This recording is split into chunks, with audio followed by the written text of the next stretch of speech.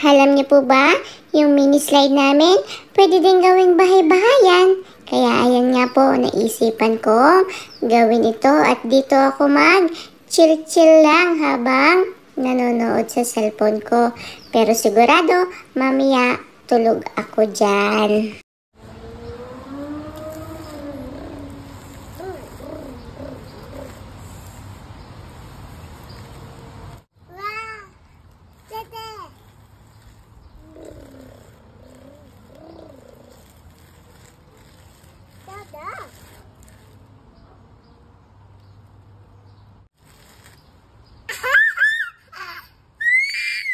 At pagkatapos ko nga po maglaro ng bike, ayan, hila-hila ko na po yung kamay ng mami ko.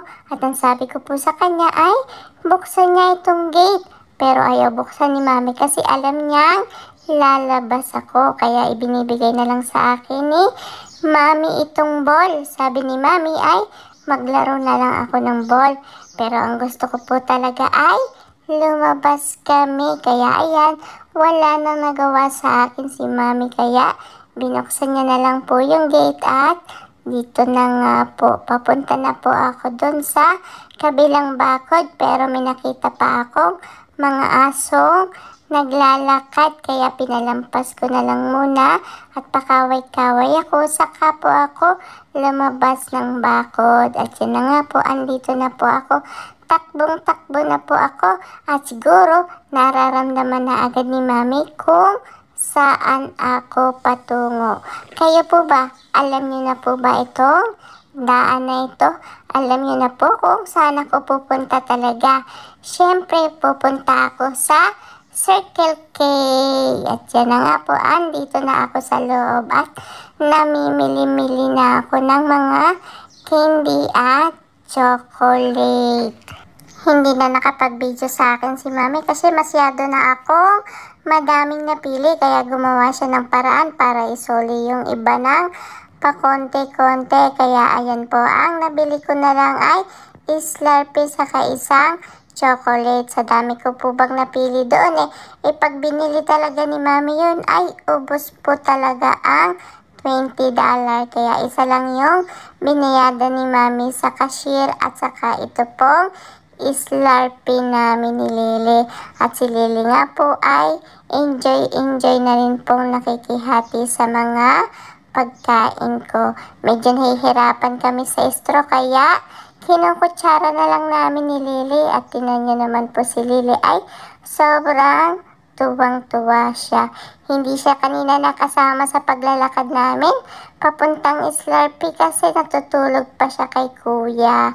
Ayan nga po, pagkatapos meron din po Timbits dito. Kaya ayan, kumakain siya ng Timbits. Ay, kinakain mo nga ba yan, Lily? O nilalaro mo lang? Parang nilalaro mo lang naman yan kasi busog ka na nung Slurpee ko. Pero pakagat-kagat pa rin siya paminsan-minsan dyan. Nilalaway-lawayan niya po. Ayan po. Nakakatuwa yung buhok ni Lily kasi ang haba-haba na. Hindi pa po yan nagugupitan ni mami simula nung ipinanganak siya. Parang ako, isang beses pa lang po ata ako nagugupitan ni mami. Kaya ang haba-haba din po ng buhok ko. Buti na lang hindi ganun kakapal ang mga buhok namin. Kaya okay lang po na medyo mahaba. Ay, ang dami-dami ko na pong kwento sa inyo. Mukhang napasarap na naman ako magkwento po. O siya, sige, tapusin ko na po itong kwento ko sa inyo. At yun nga po, makikigulo na lang po ako dito kay Lily habang gusto niyang isubo sa akin itong mga Timbits na puno na ng laway niya. Kaya ang sabi ko po sa kanya ay no. Yun na lang po. Sige po. Bye-bye po. Mag-iingat po kayo lagi.